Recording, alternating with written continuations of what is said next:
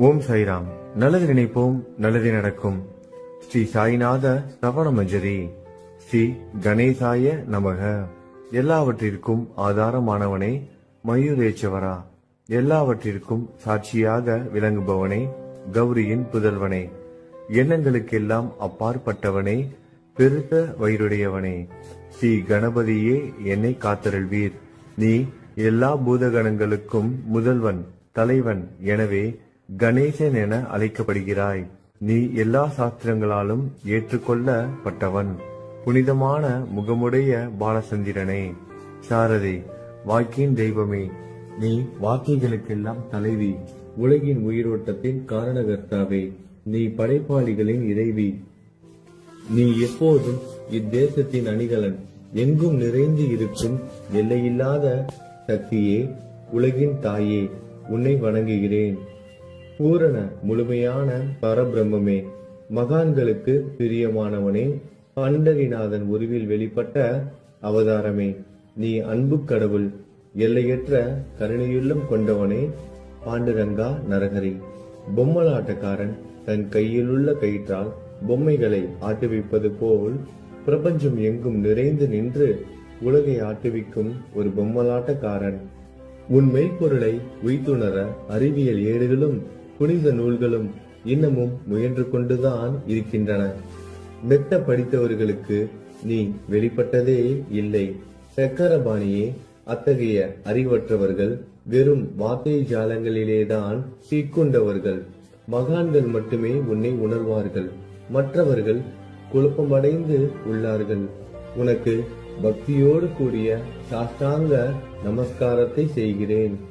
5 முகங்கள் கொண்ட சங்கரனே, மனித மண்டை ஓடுகளாலான மாலை அணிந்தவனே, நீலகண்டனே, திகம்பர ஓங்கார வடிவானவனே, பசுபதியே, எல்லா நேரங்களிலும் எவருடைய உதடுகள் உன் பெயரை உச்சரிக்கிறதோ அவர்களது உலகியல் துன்பங்கள் உடனடியாக நீங்கிவிடும். ஜடாமுடியை தரித்த சிவனே, உன் நாமத்தின் சக்தி அத்தகையது. உன் பாதங்களை வணங்கி நான் சாயு புகழை கூறும் இந்த துதியை எழுதுகிறேன். இந்த அருள்பணி முழுமையடைய எனக்கு அருள்வாயாக.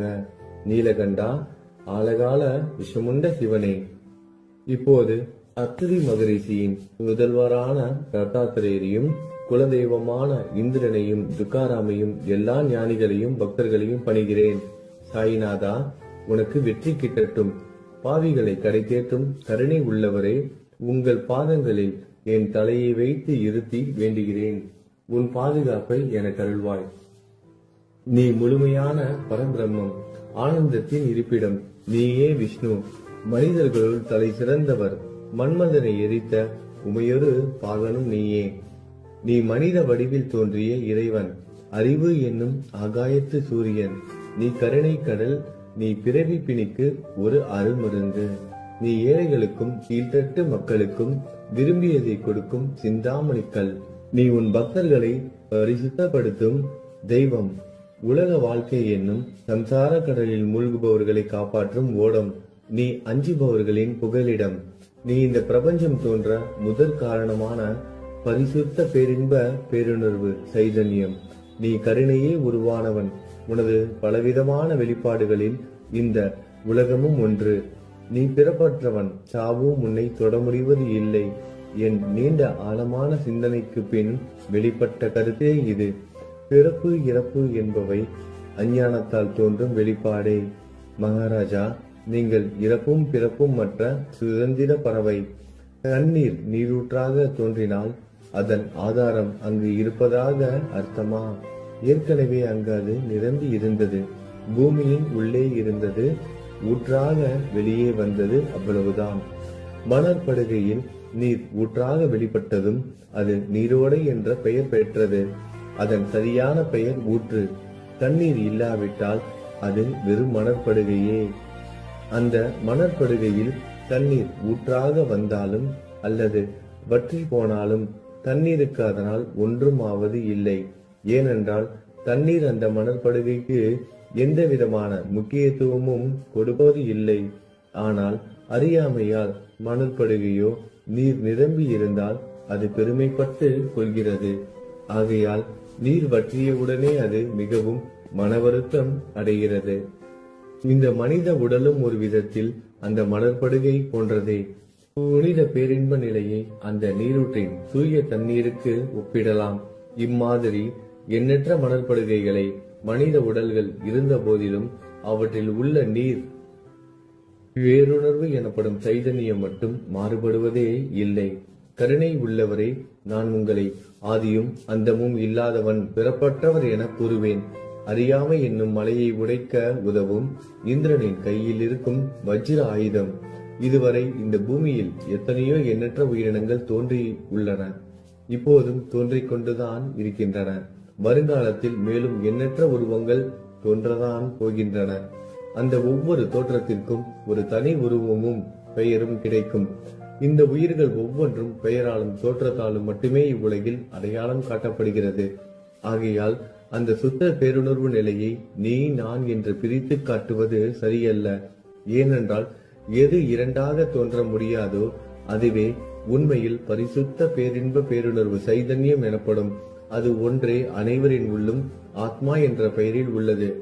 மேலும் உண்மையை சொல்வதானால் அந்த ஒரே ஒரு சுத்த பேரின்ப பேருணர்வு நிலைதான் உலகம் முழுவதும் வியாபித்து இருக்கிறது. அப்படி இருக்கையில் நீ நான் என்ற வேற்றுமைகள் எவ்வாறு இருக்க முடியும்? நீருண்ட மேகத்தில் உள்ள நீரின் தன்மை உலகெங்கிலும் ஒன்றே. ஆனால் அது பூமியை அடைந்ததும் வெவ்வேறு தோற்றங்களை நதி, ஏரி, ஊற்று ஏற்கின்றன. கோதாவரி மணற்படுகையில் விழும் நீர் கோதாவரி நதி என்றழைக்கப்படும். அதே சமயம் கிணறு ஒன்றில் விழும் நீருக்கு அந்த சிறப்பு தகுதி கிடைப்பது இல்லை. கோதாவரி நதி மிகவும் புனிதமானது. நீங்கள் அதில் உள்ள நீரை போன்றவர். நாங்கள் குளம், குட்டை, சகதியில் உள்ள நீர் போன்றவர்கள். நம் இருவருக்கும் இடையே உள்ள வித்தியாசம் இதுதான்.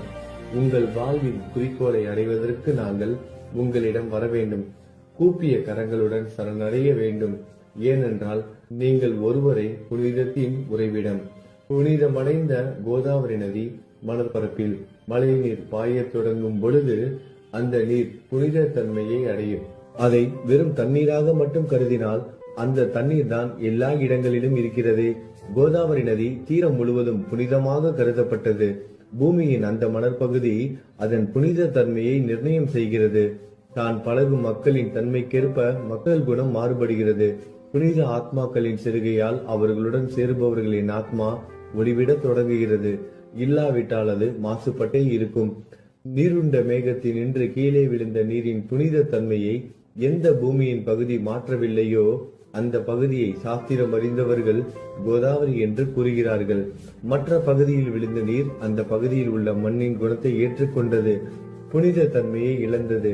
மேகத்தில் இருந்த பொழுது பரிசுத்தமாக இருந்த நீர் அசுத்தமாகவும் கசப்பாகவும் உப்பாகவும் மாறிவிட்டது.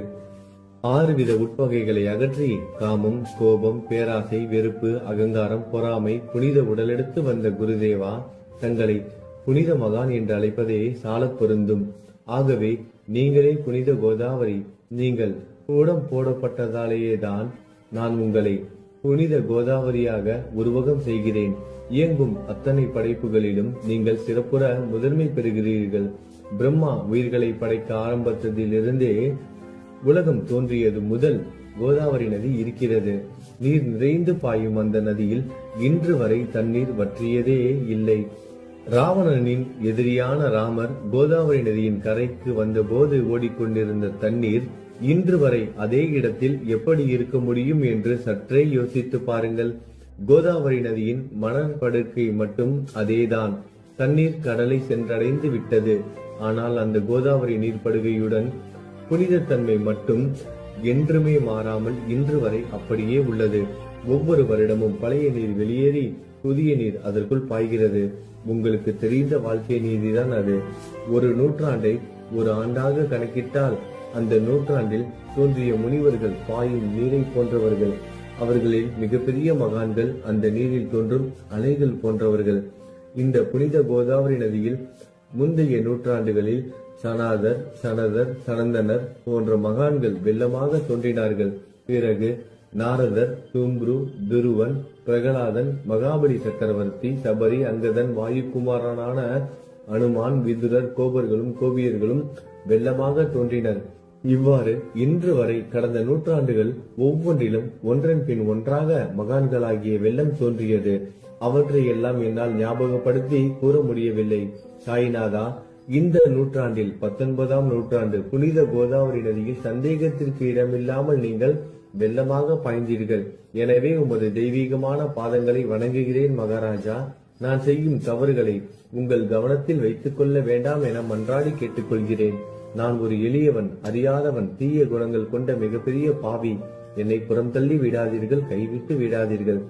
மட்டமான உலோகத்தையும் தங்கமாக மாற்றும் சக்தி கொண்ட ரசவாத கல் இரும்பினுடைய இயற்கையான தன்மைகளை பொருட்படுத்துவது இல்லை. கோதாவரி நதி தன்னுள் கலக்கும் சிறு ஓடைகளை திருப்பி அனுப்புவது இல்லை. அநேக தீய குணங்களை என்னுள் கொண்டவன் நான். உங்களது கருணை மிகுந்த பார்வையால் அவற்றை சடுதியில் அழித்து விடுங்கள். இது மட்டும்தான் உங்கள் அடிமையான தாசனேவின் வேண்டுகோள். ரசவாத கல்லின் தொடர்பு ஏற்பட்டும் இரும்பின் இயற்கை தன்மைகள் அளிக்கப்படாவிட்டால் குருதேவா, அது ரசவாத கல்லின் பெருமைக்கு இழுக்கு அல்லவா? என்னை பாவியாகவே இருக்கும்படி விட்டு விடாதீர்கள். தங்களை குறைவாக மதிப்பிட்டுக் கொள்ளாதீர்கள். நீங்கள் ரசவாத கல், நான் இரும்பு. எனக்கு ஏற்படும் இழிவுகள் தங்களுக்கு ஏற்படும் இழிவுகள் அல்லவா? ஒரு குழந்தை தவறு செய்து கொண்டேதான் இருக்கிறது. ஆனால் அதற்காக தாயார் கோபமடைவது இல்லை. இதை தாங்கள் நினைவில் வைத்துக் கொண்டு எனக்கு உங்கள் அருள் ஆசிகளை தாருங்கள். சத்குரு சாய்நாதா, நீங்கள் எனது கற்பக விருட்சம், சம்சார கடலை கடக்க உதவும் கப்பல். சந்தேகத்திற்கு இடமின்றி நீங்கள் ஒருவர் மட்டுமே என்னை கடை தேற்ற முடியும். நீங்கள் எனக்கு காமதேனுவாகிய பசு. நீங்கள் சிந்தாமணிக்கல், ஞானவாணி சூரியன் தாங்கள். நீங்கள் நற்பண்புகளின் சுரங்கம், சொர்க்கத்திற்கு ஏறி செல்ல உதவும் ஏனி நீங்கள். புனித செயல்களின் நிறைகள் நிறைய கொண்டவரை, பரிசுத்தமானவரை, சாந்தி மற்றும் பேரின்பத்தின் மொத்த உருவமே, இரண்டாக இல்லாதவரை, வேறுபாடு இல்லாதவரை, அறிவு கடவுளே, குறைகளற்ற முழுமையான அறிவாக உருவெடுத்தவரே, மனிதர்களில் உன்னதமானவரே, சாந்தி மற்றும் மன்னிப்பதின் உறைவிடமே, பக்தர்களின் அடைக்கலமே, என்னை ஆசீர்வதியுங்கள், என்னை ஆசீர்வதியுங்கள்.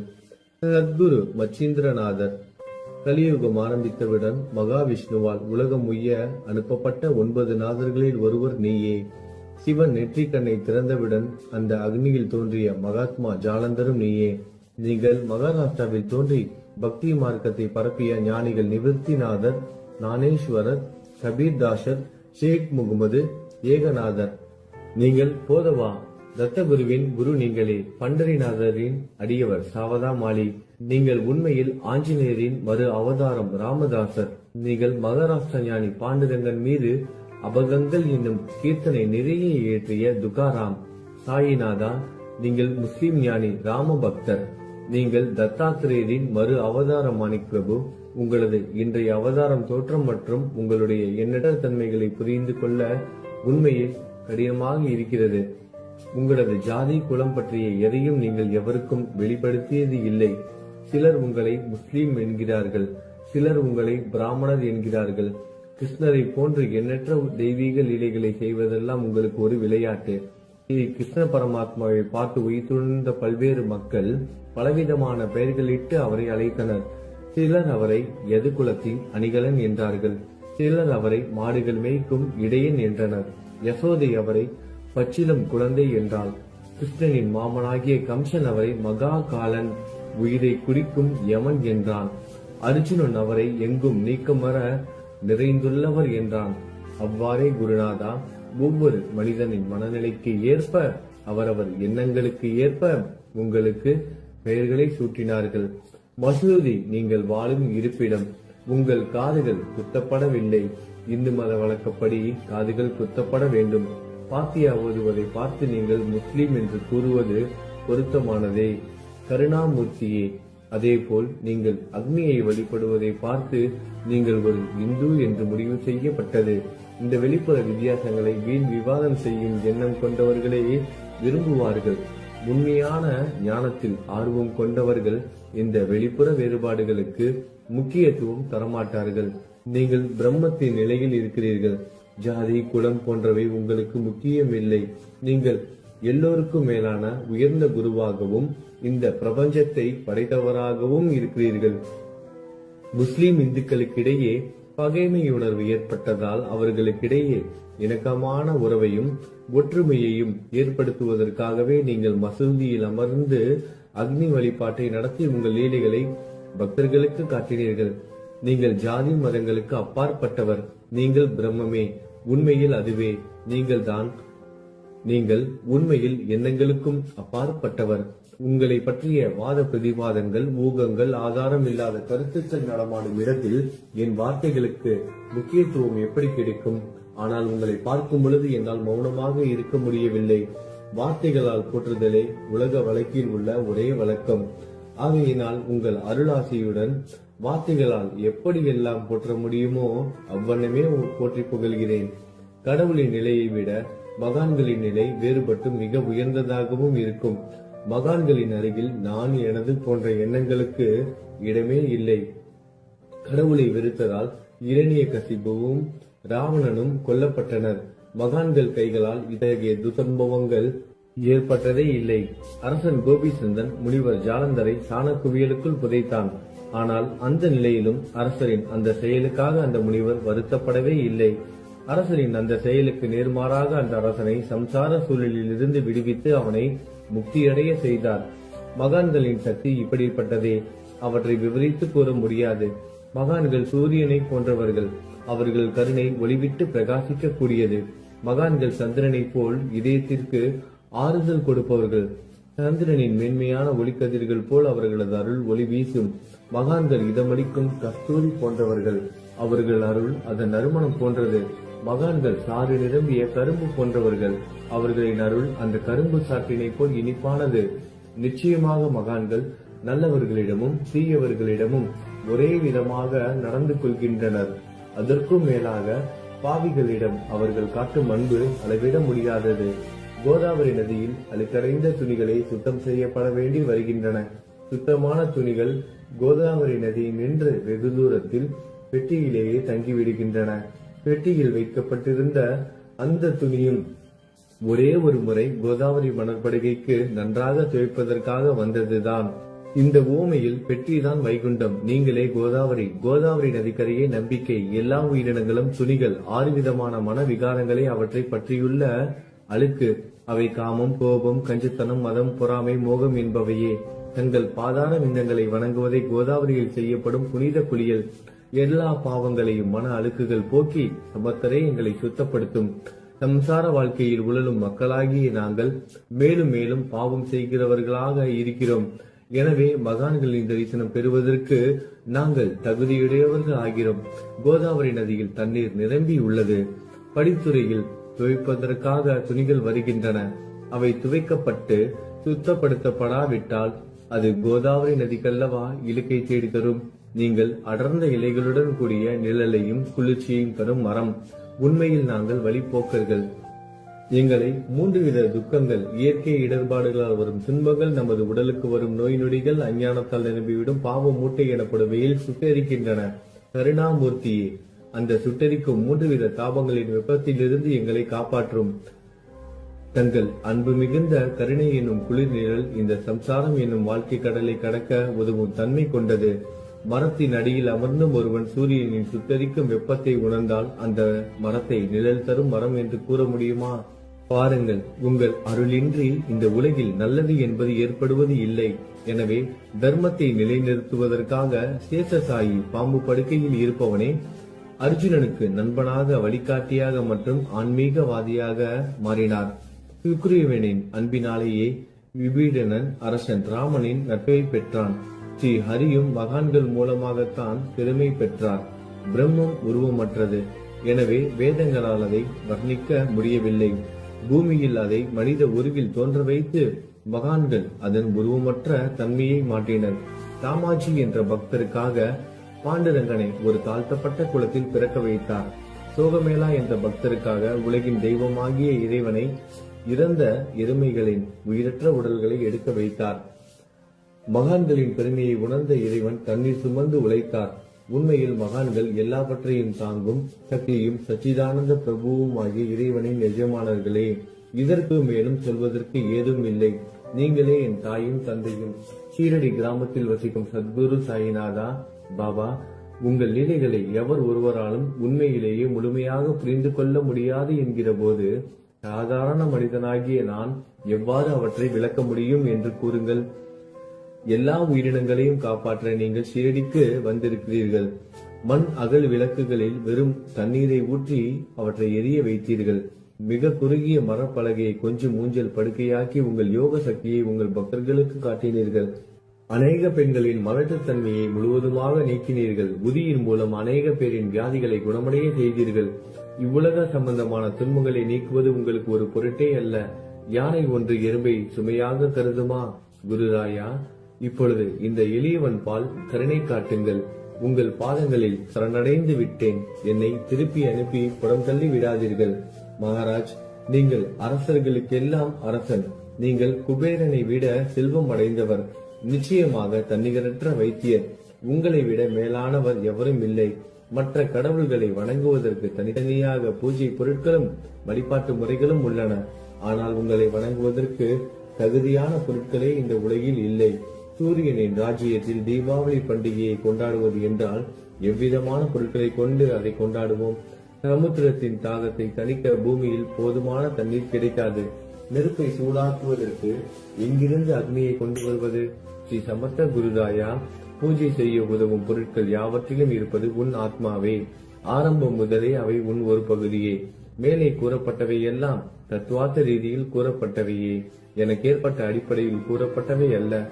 அனுபவங்கள் இன்றி கூறப்படும் வார்த்தை ஜாலங்கள் வீணே. சம்பிரதாய சடங்குகளின்படி உங்களுக்கு பூஜை செய்ய வேண்டும் என்றால் அதனை செய்வதற்கு தேவையான பூஜை சாமான்கள் என்னிடத்தில் இல்லை என் குருநாதா. கருணையுடையவரை, அடிக்கடி என் கற்பனை திறனின் அடிப்படையில் உங்களுக்கு நான் வழிபாடு செய்கிறேன். அந்த வழிபாட்டை இந்த அடிமையிடமிருந்து ஏற்றுக்கொள்ளுங்கள். இப்போது என் அன்பு கண்ணீரால் உங்கள் கால்களை கழுவுகிறேன். உண்மையான பக்தி என்னும் சந்தனத்தை அரைத்து தாந்தாக்கி உமக்கு இடுகிறேன். அழகிய வார்த்தைகளால் எழுதப்பட்ட இந்த துதி என்னும் கம்னியை உமக்கு அணிவிக்கிறேன். இந்த புகழ் மாலையை உங்கள் கழுத்தை சுற்றி அணிவிக்கிறேன். என் கெட்ட குணங்களை தூபமாக்கி உமக்கு முன் எரிய விடுகிறேன். தீய குணங்களின் கூட்டு பொருளே ஆனாலும் அது எரியும் போது அதிலிருந்து தீய வாசனை எழுவது இல்லை. சத்குருவுக்கு முன்பு இல்லாமல் வேறு எங்காவது இந்த தூபம் எரிய விடப்பட்டால் அங்கெல்லாம் அந்த தூபத்தின் நிலை கீழே கொடுத்த மாதிரி ஆகும். அதாவது சாம்பிராணியை நெருப்பில் போட்டவுடன் அது பொசுங்கி அதில் உள்ள நல்ல மனம் என்ற நற்குணம் அதை விட்டு மறைந்து போகிறது. சத்குருவே, உமக்கு முன் அதை எரிய விட்டால் இதற்கு மாறாக நிகழ்கிறது. தீய தன்மைகள், அழுக்குகள் அக்னியில் எரிந்து விடுகின்றன. உலகம் பார்த்து சந்தோஷப்படும் வகையில் அதன் நற்குணம் அதிலேயே தங்கிவிடும். மனதில் உள்ள தீய குணங்கள் யாவும் எரிந்த பிறகு மனம் மாசற்றதாகிறது. கங்கையில் உள்ள மாசுக்கள் நீங்கியவுடன் கங்கை புனிதமடைகிறது. மாயை, மோகம் என்ற தீபத்தை உமக்கு ஏற்றி காட்டுகிறேன். அதன் மூலம் என் மனம் வைராக்கியத்தை அடைய அருள் செய்வீராக. குருராயா, பரிசுத்தமான நம்பிக்கை என்ற சிம்மாசனத்தை நீங்கள் என்னுள் அமர்வதற்கு ஆசனமாக உமக்கு தருகிறேன். அதை பெற்றுக்கொண்டு எனது பக்தி என்ற நைவேத்தியத்தை ஏற்றுக்கொள்ளுங்கள். பக்தி என்ற நைவேத்தியத்தை ஏற்றுக்கொண்டு அதன் சாரத்தை எனக்கு கொடுப்பீராக. ஏனெனில் நான் உமது பால்குடி மாறாத பச்சிலம் குழந்தை. உங்கள் அருட்பாலில் எனக்கு உரிமை உண்டு. எனது மனதையே உமக்கு தட்சணையாக கொடுக்கிறேன். ஆகையால் நான் செய்யும் காரியங்கள் யாவற்றிலும் நான் செய்பவன் என்று உரிமை கொண்டாட முடியாது. ஏனென்றால் நினைக்கும் மனதை தான் உமக்கு அர்ப்பணித்து விட்டேனே. இப்பொழுது பணிவுடன் கூடிய பிரார்த்தனையோடு உங்களை சாஷ்டாங்கமாக நமஸ்காரம் செய்கிறேன். தெய்வீக சாயிநாதா, தயவு செய்து நீங்கள் அதை ஏற்றுக்கொள்ளுங்கள். 8 பிரார்த்தனைகள்.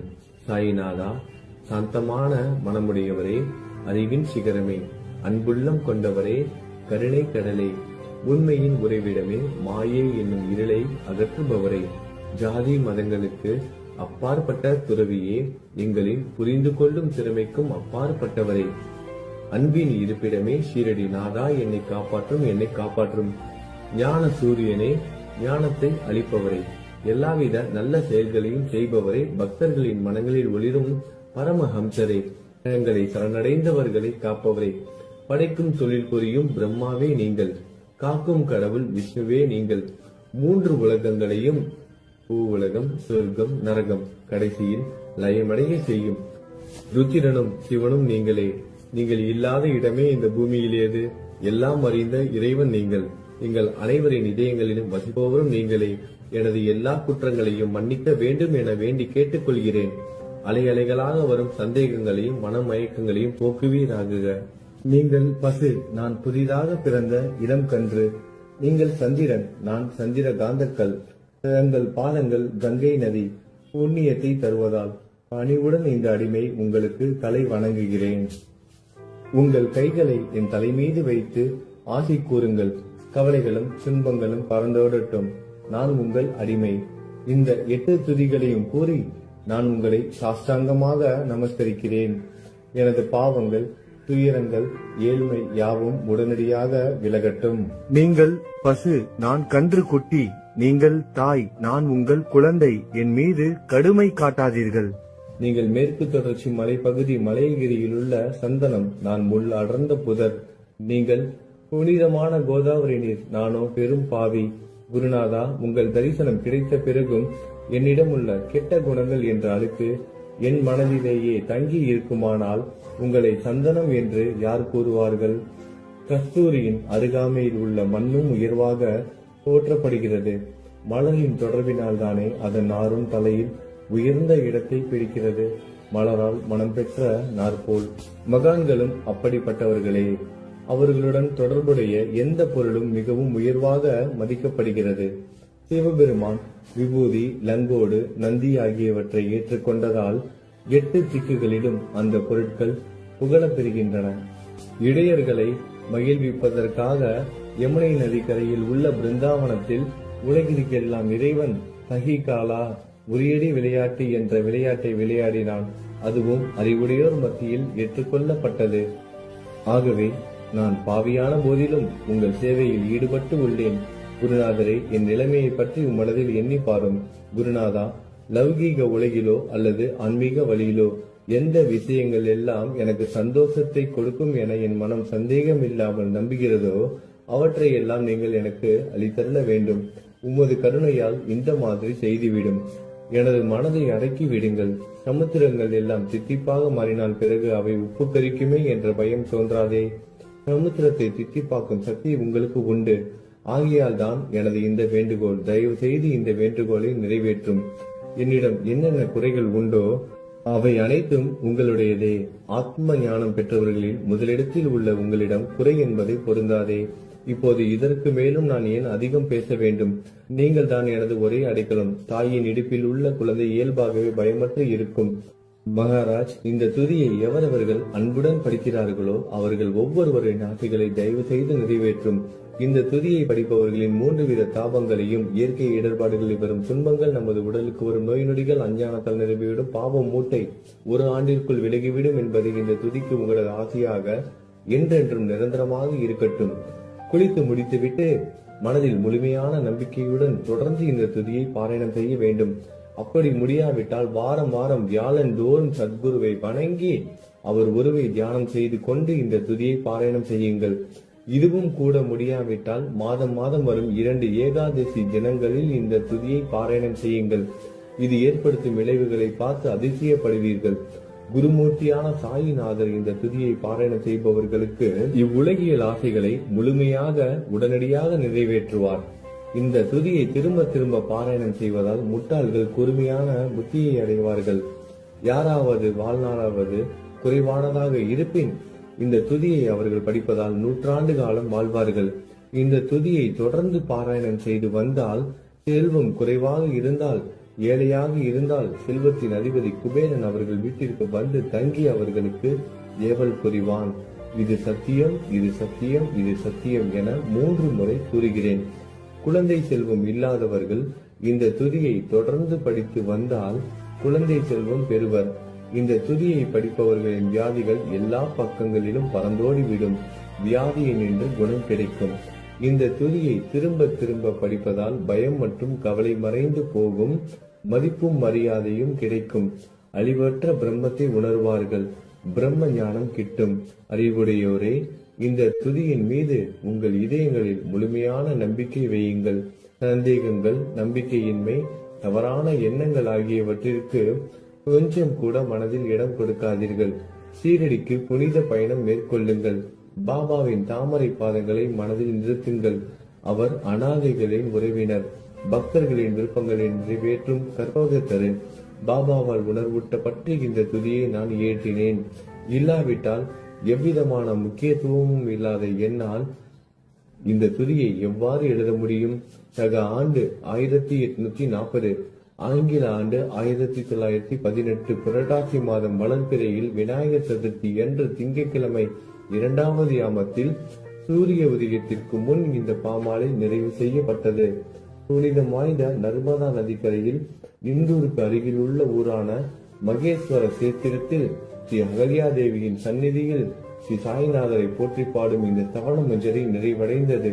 மகேஸ்வரம் என்ற புனித ஸ்தலத்தில் இந்த துதி நிறைவடைந்தது. ஸ்ரீ சாய்நாதர் என் மனதிற்குள் புகுந்து இந்த துதியின் ஒவ்வொரு வார்த்தையையும் என்னை கூற வைத்தார்.